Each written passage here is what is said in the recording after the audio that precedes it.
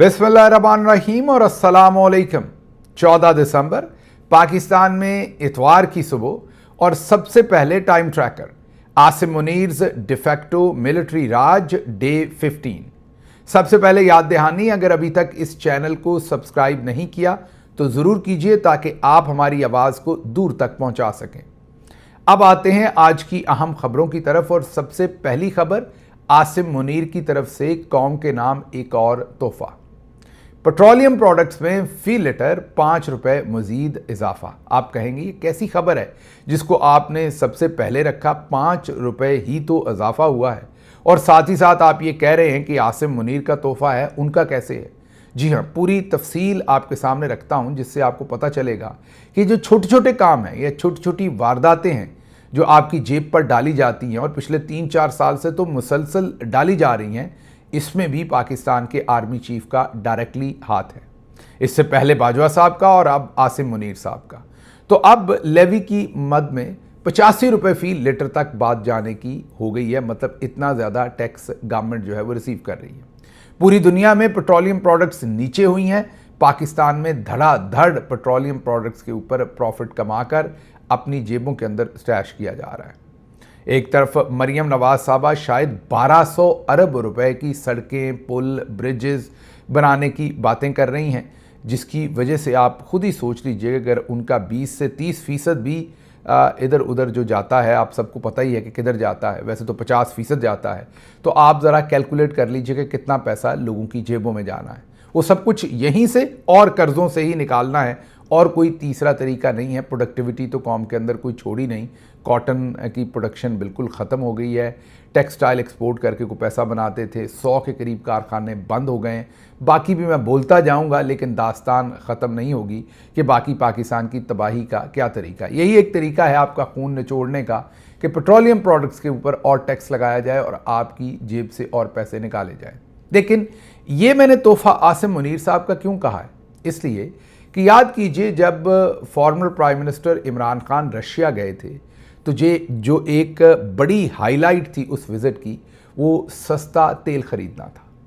वज़ीर-ए-आज़म इमरान खान को उस वक्त पाकिस्तान के अंदर ये ब्रीफिंग दी गई जिसमें आर्मी चीफ भी उस वक्त के मौजूद थे कि किसी तरह से भी अगर हम सदर पुतिन से सस्ता तेल लेने में कामयाब हो जाएं तो हमारे वारे न्यारे हो जाएंगे। प्राइम मिनिस्टर को ये बताया गया कि हमारे लिए चैलेंज ये है कि हमारे रशिया के साथ सफारती ताल्लुकात नहीं है। हमारी उनके साथ आपको पता ही है सर जंग, अफ़गान जंग और वो तमाम जो इरा है उसमें हमारे उनके साथ जो सफारती ताल्लुकात हैं वो ना होने के बराबर हैं। अगर हम किसी तरीके से इन रिलेशनशिप्स को थोड़ा सा वार्म कर लें, चलें वार्म नहीं तो जो जमा हुआ रिलेशनशिप है उसको थोड़ा सा बेहतर कर लें, तो शायद हमें ये सस्ता तेल मिल जाए। क्योंकि फॉर्मर प्राइम मिनिस्टर को ये बताया गया कि इंडिया ने जो रशिया है उससे सस्ता तेल लेकर ना सिर्फ अपनी इकॉनमी को बेहतर किया है बल्कि अपनी रिफाइनरीज़ में उसे रिफ़ाइन करके प्रोसेस करके उसके बाद वो यूरोप को भी सबसे बड़े सप्लायर बन गए हैं तेल एक्सपोर्ट करने के। तो हमारी रिफाइनरीज़ तो पूरी कैपेसिटी पे ही नहीं चल रही थी बेचारी। हमारी रिफाइनरीज़ में भी गुंजाइश थी कि वो वहाँ से तेल लेके उसको प्रोसेस करके आगे भी एक्सपोर्ट कर सकती थी। तो बताया गया कि इससे बड़ी अपॉर्चुनिटी और कोई पाकिस्तान के लिए हो नहीं सकती इस वक्त अगर आप ये डिलीवर कर सके तो। प्राइम मिनिस्टर गए, आप सबको याद होगा, मुलाकात हुई। जो मुलाकात 30 मिनट की 35 मिनट की प्लान थी वो 3.5 घंटे तक मुहित रही। जैसे ही मुलाकात ख़त्म हुई तो जो रशियन प्रेसिडेंट थे उन्होंने, ज़ाहिर है मुलाकात में ये तय हुआ था सस्ते तेल की बात भी, बाकी चीज़ें भी, तो एक्सपेक्टेशन ये थी कि प्राइम मिनिस्टर ने उसके बाद वापस आना था पाकिस्तान, कि उसके बाद जो मिनिस्टर्स का लेवल होता है वहाँ का और पाकिस्तान का, उसके ऊपर कोई ना कोई इंटरेक्शन होगी और आने वाले दिनों में सस्ते तेल के ऊपर कोई ना कोई बातचीत होगी। अभी प्राइम मिनिस्टर होटल पहुँचे थे और अभी पाकिस्तान जाने के लिए ज़ाहिर है तैयारी शुरू होनी थी, तो साथ ही खबर आ गई कि रशिया के काफ़ी सारे मिनिस्टर्स 3-4 के करीब जो इम्पोर्टेंट मिनिस्टर्स थे वो हमारे होटल पहुंच चुके। जब उन्हें ज़ाहिर है हमने रिसीव किया, उनसे बातचीत की तो पता चला कि उन्हें सदर पुतिन की डायरेक्शन आई है कि प्राइम मिनिस्टर के जाने से पहले पहले उनके डेलीगेशन से मिला जाए और यहीं पर मामला तय किए जाएं, तेल हो या दूसरे मामलात हों, और फैसिलिटेट किया जाए पाकिस्तान को जितना भी किया जा सकता है। ये था वो इम्पैक्ट जो former prime minister Imran Khan के उस विज़िट का था।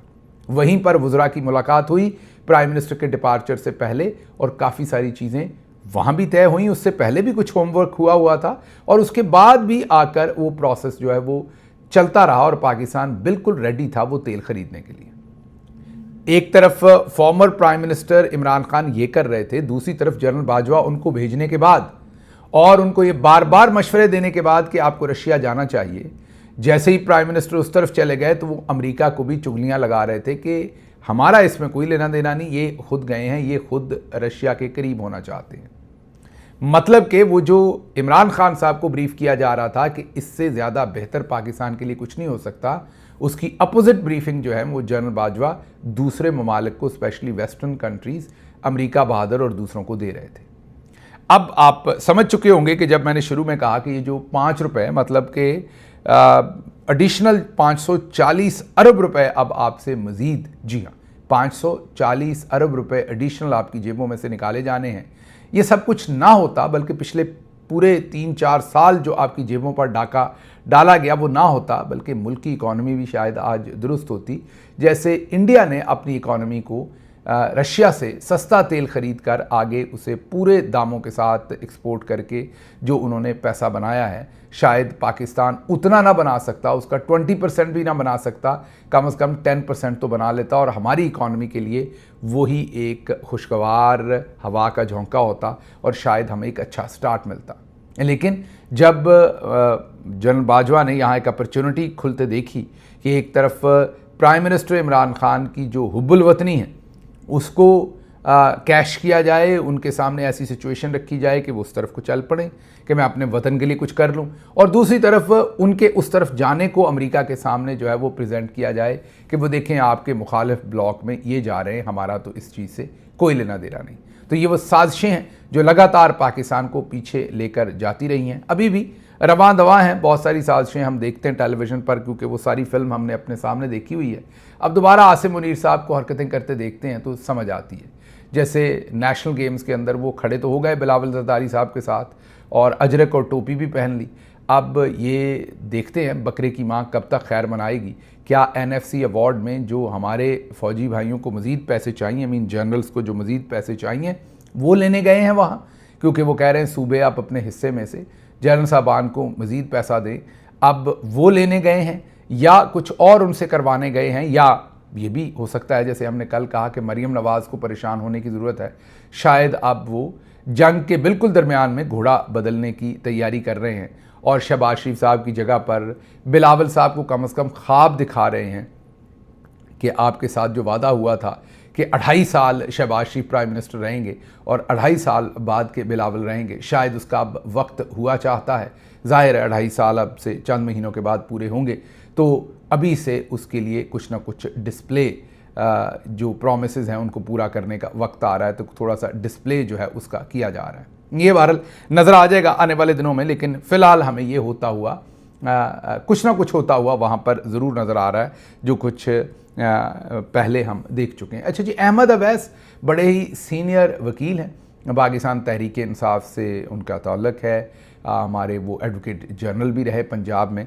उन्होंने बड़े अहम सवालात उठाए हैं। उन्होंने कहा है कि ये जो पाकिस्तान के DG-ISPR हैं, उन्होंने प्रेस कॉन्फ्रेंस में जितनी लूज़ टॉक की है, जितनी बदजुबानी की है, जिस तरह की ज़ुबान इस्तेमाल की है, उनके ख़िलाफ़ इस बदतमीज़ाना गुफ्तगू पर क्या एक्शन हुआ अभी तक। वो फ़ौजी इदारे से पूछ रहे हैं कि क्या आपने उनके ख़िलाफ़ कोई एक्शन लिया या नहीं लिया। उसके ऊपर कमाल ही कर दिया, क्योंकि उसके ऊपर जो अगला जवाब मुबशर लुकमान साहब ने दिया, उसने मज़ीद आप यही कहिए कि एक किस्म का तो फ़र्द जुर्मी आयद कर दी उन्होंने जनरल साहबान पर और स्पेशली लेफ्टिनेंट जनरल अहमद शरीफ चौधरी पर। उन्होंने कहा कि नहीं, फ़ौजियों का काम कानून की अमलदारी करवाना और गवर्नमेंट की रिट कायम करना है, उनका काम अल्फाज का चुनाव करना नहीं होता, उनके पास अल्फाज की वोकेबलरी बहुत कम होती है। मुबशर लुकमान अब मुबशर लुकमान साहब से आप डिसएग्री करें या अग्री करें, लेकिन वो इतने बेवकूफ़ आदमी तो नहीं है। जो उन्होंने बात की है ये उनकी जो सूझबूझ है उसके साथ नहीं जाती। मैं नहीं मानता कि वो ऐसे ही मासूमियत में ये बात कर गए जो उन्होंने की। उनको भी पता है कि ये फ़ौज का काम नहीं है कि वो कानून की अमलदारी करवाएं, ये तो पुलिस का, दूसरे जो सिविलियन इदारे हैं उनका काम होता है। फ़ौज का काम तो मुल्क के दिफा का है।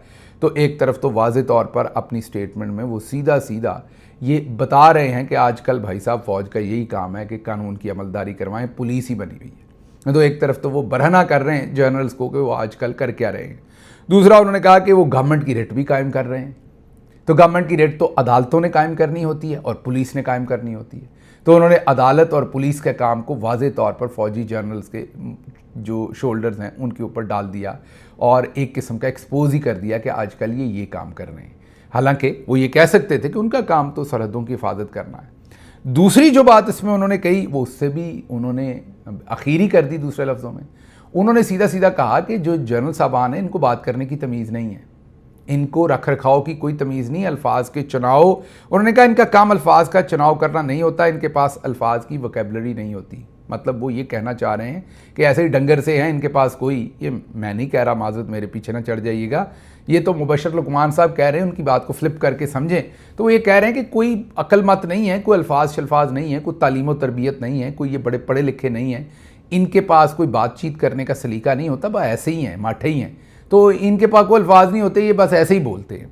तो अब अगर गौर करें, पाकिस्तान में बैठे हुए एक जर्नलिस्ट जो सीधी सीधी तौर पर तो ये बातें नहीं कह सकते, इनडायरेक्टली डिकोड उनकी बात को किया जा सकता है, तो वो भी वाज़े तौर पर कह रहे हैं कि कैपेसिटी भी नहीं है और कोई तमीज़ शमीज़ भी नहीं है और काम जो अपना है वो नहीं कर रहे और जो दूसरा काम है वो कर रहे हैं। तो ये वहाँ पर सूरत हाल है। बहरहाल आगे चलते हैं, ये तो चले, जो होना था वो हो गया।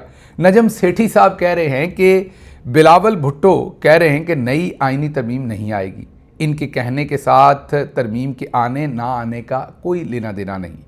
हमने सुना है कि कहीं और से भी कुछ बातें आ रही हैं कि तरमीम करके रहेंगे, देखते हैं कौन रोकता है हमें।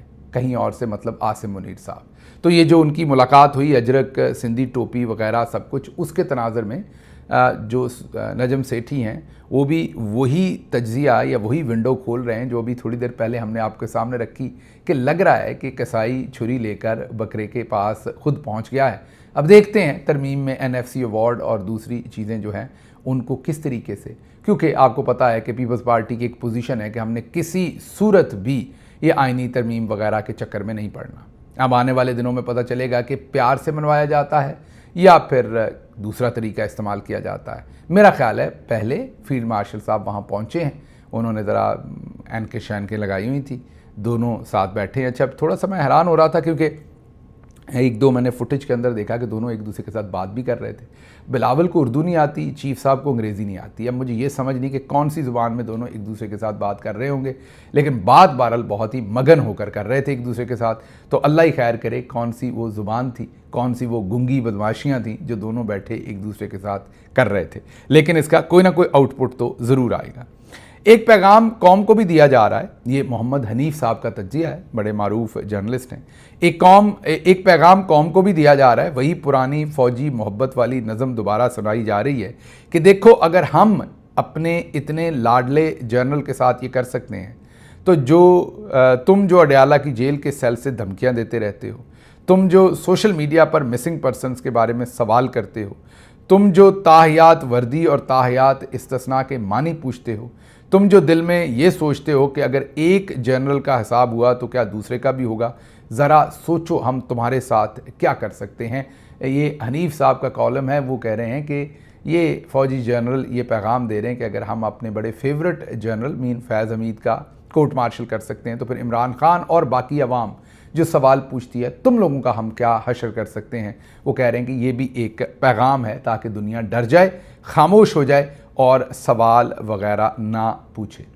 सईद बलोच साहब ने एक अहम नुक्ता उठाया है। उन्होंने कहा कि सुप्रीम कोर्ट में जब फ़ौजी अदालतों में आम शहरियों के ट्रायल का मुकदमा चल रहा था तो मुल्ज़मान के वालिदैन ने कहा कि जब हम अपने बच्चों को मिलने जाते हैं तो उनको बेड़ियां लगाकर पेश किया जाता है। ये उनके साथ बदसलूकी है, जिस पर सुप्रीम कोर्ट के जस्टिस शाहिद वहीद ने कहा था कि अटॉर्नी जनरल साहब, इंसानों के साथ गैर इंसानी सलूक नहीं होना चाहिए। अब सईद बलोच पूछते हैं कि सवाल ये है कि जब फैज़ हमीद साहब का कोर्ट मार्शल हुआ है, क्योंकि वो भी मिलिट्री कोर्ट में ही ट्रायल हुआ है, तो किसी को नहीं पता कि उन्हें बेड़ियाँ लगीं नहीं लगीं, उन्हें क्या किसी 5 स्टार फैसिलिटी में रखा गया या वैसी ही फैसिलिटी में रखा गया है, वो अपनी कैद कहाँ पर पूरी करेंगे, उनके साथ क्या सलूक रवा रखा गया है, ये किसी को नहीं पता कि क्या ऐसा सलूक सिर्फ सिविलियंस के हिस्से में था या अपने जनरल्स के साथ भी वही सलूक किया जा रहा है। तो ये कुछ इंपॉर्टेंट सवालात जो हैं वो सईद बलोच यहाँ पर पूछ रहे हैं। अगली खबर बीबीसी की है। बीबीसी कहता है कि एक तरफ सबसे ताकतवर इदारा मतलब फ़ौज और दूसरी तरफ मुल्क की सबसे मकबूल जमात मतलब के पाकिस्तान तहरीक इंसाफ, गैर जानबदार मुबस्सरीन के मुताबिक खुद को एक मकबूल लीडर के मद्दे मुकाबल खड़ा करने से फ़ौज के लिए जो मसाइल पैदा हो रहे हैं वो आइनी तरमीम के ज़रिए मज़ीद ताकत हासिल करने से शायद हल ना हो। अभी फैज़ हमीद को जो सज़ा हुई, अगर माजी से सबक सीखा जाए तो पांसा पलटते देर नहीं लगती, ये बीबीसी का मशवरा है। यहाँ जहाँ जहाँ फ़ौज लिखा है इसको फ़ौजी जनरल्स कर लें, क्योंकि जाहिर है ये फैज़ हमीद साहब भी जनरल ही थे और उन्हीं को सज़ा मिल रही है, पूरी फ़ौज को तो अभी भी नहीं मिल रही, जाहिर है। और आइंदा भी ये जो कुछ किया जा रहा है इसमें चंद लोग, चंद 100 लोग या चंद हज़ार लोगों का ही एहतसाब होगा, पूरी फ़ौज का तो नहीं हो सकेगा। इसलिए बीबीसी ये मशवरा दे रहा है कि ये जो ताकतवर अदारा फ़ौज का, ज़ाहिर ऊपर बैठे हुए जो जनरल हैं, उन्होंने अपने आप को एक मकबूल तरीन पार्टी के सामने खड़ा किया है लाकर, और ज़ाहिर है खड़ा क्या किया है, जुल्मी किया उस पार्टी के ऊपर बहुत ज़्यादा। तो वो ये कह रहे हैं कि अगर आप 27वीं तरमीम से आपने ताकत ले भी ली, मज़ीद भी ले लेंगे तो इससे आपका मसला हल नहीं होगा, लेकिन शायद मसला इससे भी ज़्यादा गंभीर हो जाए। बलूचिस्तान गवर्नमेंट ने एक बहुत ही मुनफरिद काम किया है। उन्होंने इंटरनेट के ऊपर पाबंदी लगाई थी, आप सबको पता है, उस से पूरी दुनिया के अंदर उनके ऊपर बहुत तनकीद हुई। उन्होंने फिर उस तनकीद को हैंडल करने का एक मुनफरिद तरीका निकाला है। उन्होंने कहा कि सांप भी मर जाए और लाठी भी ना टूटे। तो बलूचिस्तान गवर्नमेंट ने अब इंटरनेट खोल दिया है, लेकिन ऐसी मरियल स्पीड पर खोला है कि खुला या ना खुला एक बराबर। इंटरनेट की स्पीड को बिल्कुल डाउनग्रेड कर दिया गया है। बस इंटरनेट का सिग्नल तो आपको नज़र आएगा, लेकिन कुछ खुलेगा नहीं उस इंटरनेट से। तो अब ना कोई कह सकेगा कि इंटरनेट बंद है और ना कोई कह सकेगा कि खुला है। अगर कोई कहेगा बंद है तो हम दिखाएंगे देखें खुला है। स्पीड पे कोई इतराज़ करेगा तो कहेंगे वहाँ बलूचिस्तान दूर दराज इलाका है, वहाँ पर मामलात चलते ही ऐसे हैं। तो ये एक नया तरीका है। मैंने आपको कहा ना कि शैतान है पूरे के पूरे, हर रोज़ कोई ना कोई नया शैतानी खेल खेलते हैं और उसी को लेकर आगे चलना चाहते हैं। अब नजम सेठी साहब से सवाल पूछा गया, क्योंकि आपको पता है कल परसों से ये बात हो रही है कि शायद एक्स ट्विटर को दोबारा से बंद कर दिया जाए पाकिस्तान में। वजह यह है कि वहाँ से सारा बयानिया बनता है और वो आसिम मुनीर और उसके साथी जर्नल्स के काबू नहीं आता। इन्हीं चीज़ों को काबू करने के लिए याद कीजिए पिछले दिनों किस तरीके से वो पतलू, डक्की भाई, रजब भट्ट, नानी वाला, फलां को वापस लाकर लॉन्च किया गया है। और अगर बयानिया इम्पॉर्टेंट ना होता तो इस लेवल पर ना जाया जाता। अब बयानिया की जंग तो है ज़ाहिर है, और जो चंद लोग मुल्क से बाहर बैठकर बयानिया बना रहे हैं उनको वापस लाने के लिए भी सर तोड़ कोशिशें की जा रही हैं। बरतानिया में जो कुछ हुआ वो आपने देखा, अमेरिका के साथ भी ऐसे ही मामलात करने की कोशिश की जा रही है कि किसी तरीके से जो लोग बाहर बैठकर बोल रहे हैं इनकी आवाज़ किसी तरीके से बंद की जाए, क्योंकि बयानिया सबसे बड़ा प्रॉब्लम बना हुआ है। तो इसी सिलसिले में नजम सेठी साहब के प्रोग्राम में ये डिस्कस हुआ और उनसे उनकी राय पूछी गई कि आपको क्या लगता है कि पाकिस्तान के अंदर एक्स बंद हो जाएगा। तो उनका जवाब था कि सवाल ही पैदा नहीं होता। उनका ख्याल ये है कि एक तरफ आप क्रिप्टो करेंसी के लाइसेंसेस जारी कर रहे हैं और दूसरी तरफ आप एक्स को अगर बंद करने की तरफ जाएंगे तो आपके लिए पूरी दुनिया के अंदर जो आप इन्वेस्टमेंट लाना चाहते हैं, कारोबार करना चाहते हैं, आप एक्सपोर्ट करना चाहते हैं, वो सारे जो मौके हैं वो कम से कम हो जाएंगे और आपका इमेज भी बुरा होगा। मैं उनसे एग्री करता हूँ, लेकिन फिर जिस तरह की फस्तायत है, जिस तरह के कुंद जहन लोग ऊपर बैठे हैं, पहले भी तो एक्स को साल 2 साल के लिए बंद किए ही रखा। दूसरी तरफ खबर है कि जो कोर कमांडर पेशावर के दामाद हैं वो अब जो क्रिप्टो करेंसी की बहुत सारी कंपनीज हैं दुनिया में, उनको लिए साथ पाकिस्तान में फिर रहे हैं और कह रहे हैं कि अब लाइसेंस उनको जारी करना है कि पाकिस्तान के अंदर क्रिप्टो करेंसी जो है बिटकॉइन और दूसरी उनकी माइनिंग करनी है। हम तफसील से आपके सामने पहले ही प्रेजेंट कर चुके हैं कि किस तरीके से ये पाकिस्तान में डूएबल नहीं है चीज़। अल्लाह ही खैर करे। अब मुझे तो मेरा तासर तो यही है कि कहीं इसमें बड़ा पैसा पाकिस्तान का ख़राब ना हो जाए, बाद में ये ना खबरें आएँ कि ये बहुत बड़ा स्कैंडल था और फलां बंदा इसमें अरबों रुपए खा गया। अल्लाह करे कि इसमें ट्रांसपेरेंसी रहे और प्रॉपर इसकी पहले ही जो बाद में इन्वेस्टिगेशन और कौम का पैसा डूबने के बाद, आपको पता है पाकिस्तान में तो लोग बड़ी जल्दी पैसा लगा भी देते हैं। डबल शाह का वाक़या आप सबको याद होगा। तो अब इस क्रिप्टो के चक्कर में भी लोग कहीं अपनी जमा पूंजी झोंक कर उसके बाद खाली हाथ ना हो जाए। तो हमारी तवक्को है कि रूल्स एंड रेगुलेशंस को दुरुस्त तरीके से बनाया जाएगा और आवाम के सामने एक सही तस्वीर रखी जाएगी। वजह यह है कि क्रिप्टो माइनिंग के लिए आपको सबसे जो इम्पॉर्टेंट चीज़ दरकार है वो एनर्जी है। मीन कम कीमत के ऊपर बिजली या एनर्जी वहाँ पर मौजूद हो तो आप क्रिप्टो माइनिंग कर सकते हैं, वरना वो फिजिबल ही नहीं है, वायबल ही नहीं है। दुनिया में वहाँ माइनिंग होती है जहाँ एनर्जी की कॉस्ट कम होती है। पाकिस्तान वो बदनसीब मुल्क है जहाँ पर दुनिया में महंगी तरीन बिजली के जो चंद इलाके हैं उनमें से एक पाकिस्तान है जहाँ पर बिजली महंगी तरीन कीमत के ऊपर मैसर है। इन हालात के अंदर अगर यहाँ क्रिप्टो माइनिंग की गई तो जाहिर है वो फेवरेबल तो हो नहीं सकेगी कीमत में, तो फिर हमें कोई ना कोई खुदा न खास्ता स्कैंडल बनते हुई नज़र आ रहा है।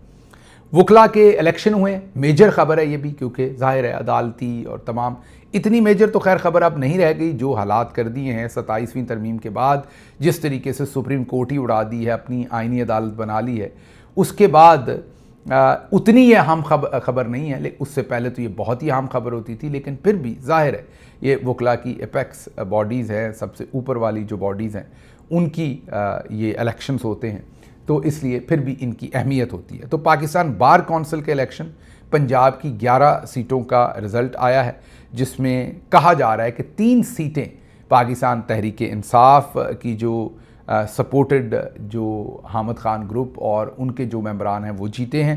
सलमान अकरम राजा, मकसूद बुटर और शफकत चौहान। बहुत सारी जगहों पर रिपोर्ट हो रहा था कि 2 सीटें जीते हैं, लेकिन जो हमारे सामने चीज़ आई है वो कम अज़ कम ये है कि ये 3 लोग जो हैं वो पंजाब की 11 सीटों पर जो है वो जीते हैं। लेकिन 8 सीटों पर जो आसमां जहांगीर ग्रुप है, जिसमें आज़म नज़ीर तारड़, एहसन भून, ताहिर नसरुल्लाह वड़ाइच, पीर मसूद चिश्ती, हफीज़ुर रहमान चौधरी, साकिब अकरम गोंदल और आमर सईद रां, सैयद कल्बे हसन, ये उन 8 सीटों पर जीते हैं। अब यहाँ पर बड़ा इम्पॉर्टेंट एक बात है, आपने नाम सुना होगा आसमां जहांगीर साहबा।